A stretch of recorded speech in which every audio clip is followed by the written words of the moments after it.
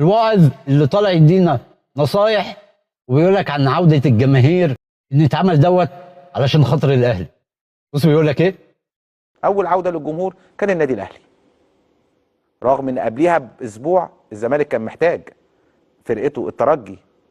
ويكمل كلامه على ماتش الكاس والجماهير اللي دخلت في ماتش الكاس عشان يوصل لك صوره ان كل حاجه بتتعمل للاهلي، ويقول لك حضر 30 40 الف مشجع امام فريق لا يملك اي جماهيريه اللي هو بيراميدز، يعني رغم كل الماتشات اللي قبل كده ما كانش بيحضر فيها جماهير. يا ابني ده الطبيعي يا ابني، ما فيهوش جمهور، عايزين بقى يبداوا يدخلوا الجمهور.